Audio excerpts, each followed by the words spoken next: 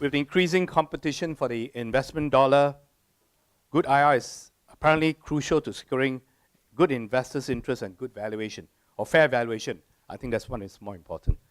So what can companies, especially small caps, do on the IR front to increase their competitiveness? Small cap companies, many of them are on the shelf after IPO. Why do they go to IPO? They go to the public to raise funds. Having raised funds, they're not taking care of the public who invest in their company. So my lamentation is this, that they have completely ignored the importance of investor relations.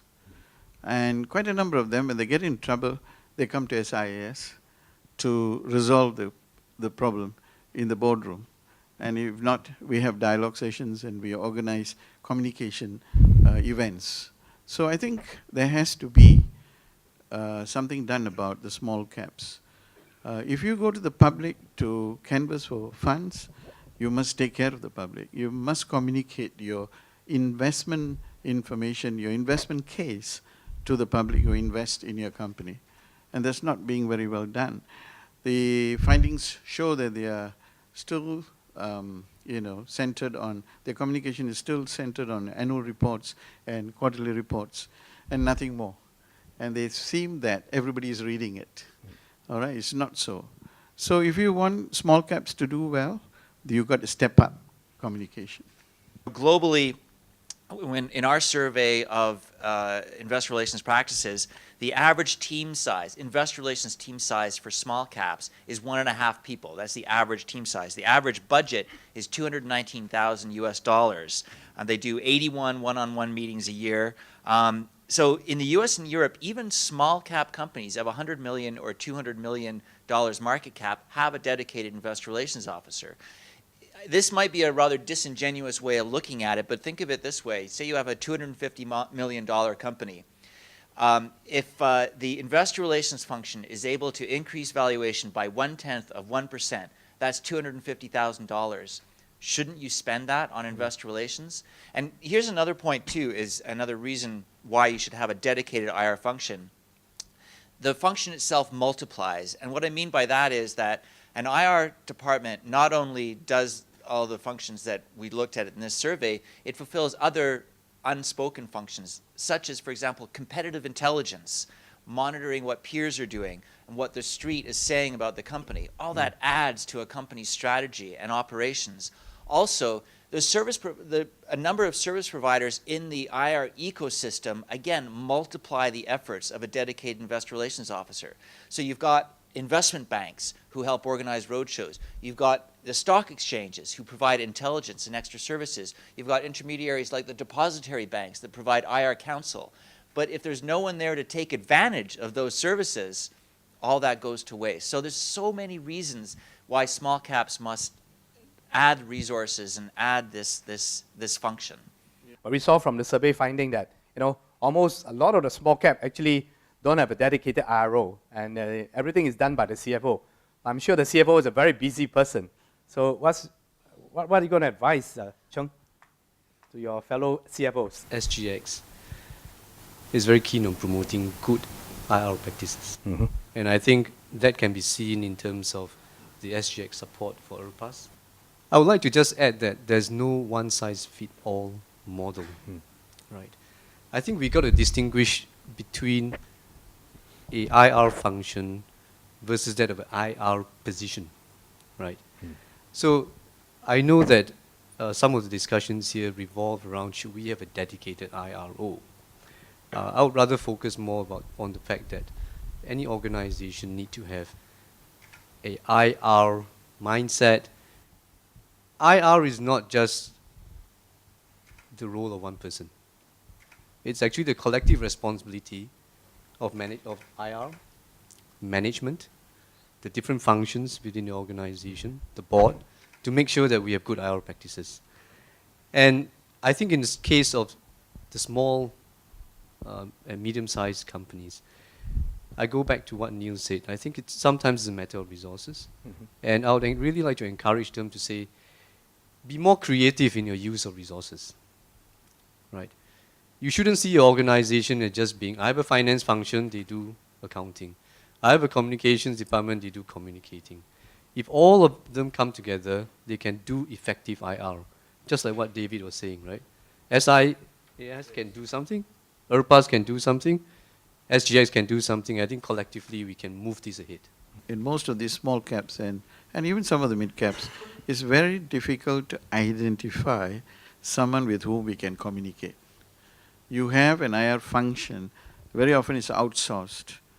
And when you want to speak to someone in the company about a problem that you're having regarding your investment in the company, I get a lot of complaints from small investors saying that we ring the company and they toss us around, the line goes off. And they're not able to get anyone. And I think this is where companies need to be trained. Companies need to understand through your programs, and we need to, on our part, SIS, keep talking to boards.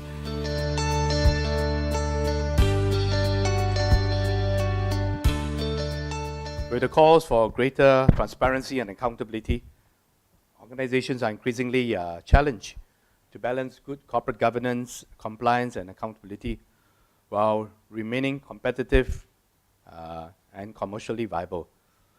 So with this backdrop, what is the role of the IROs in keeping up with increasingly stringent compliance requirements and respond to changes in the regulatory environment? How can IROs understand all elements of finance and non-financial reporting? Is going back to school and obtaining qualifications the way?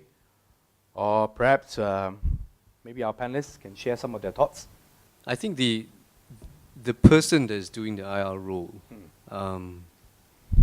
does not necessarily have to be an expert in everything, right? I think the key is how this person can leverage upon the knowledge within the organization.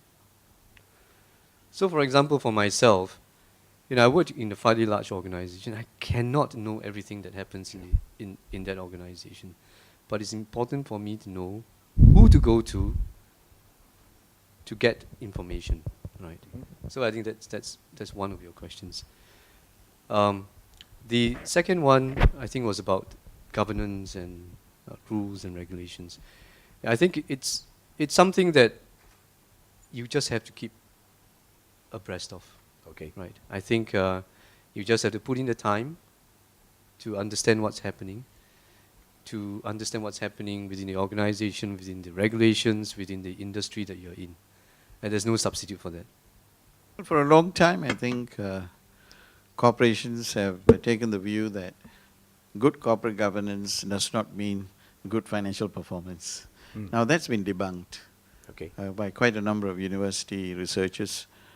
St. George's University, SMU, they have all come up with the findings that no, investors are prepared to pay a premium for companies that are run well, governed well. So IROs play a very important role in advising the CFO and in turn the CEO and the board on the importance of complying with the code, corporate governance code, and the OECD standards. Now you want to lift the game. You want to take your company beyond Singapore, you've got to be OECD standards. You want to remain within Singapore, all right. At least the corporate governance code, which has got international standards, should be well acquainted with by the officers. Yes, it's important for investor relations officers to keep up with regulatory changes and compliance requirements, but they must also try to influence them. They must not just advise management on complying, but help shape the environment that they work in. So, again, looking to my experience in North America and Europe, take, for example, NERI in the US. They play a strong advocacy role in Washington, D.C. In fact, they're based just outside of Washington, D.C. Every year, they have a meeting with the Securities and Exchange Commission, with members of the Corporation Finance Department, with some of the commissioners. They tell them their priorities, and they find out what the Commission is doing in terms of securities regulation. They try to shape policy. In Canada, the Canadian Investor Relations Institute this year succeeded in getting the securities administrators to lower the ownership disclosure threshold from 10% down to 5%.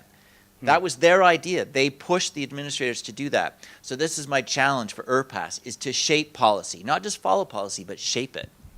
I've been doing IRO for over 10 years with CapitaLand, but it was never really brought to the fold until when MES came out with a revised code of corporate governance. For the first time, they say every listed company must have an IR policy. So I saw it as an opportunity that this was the time to raise the bar.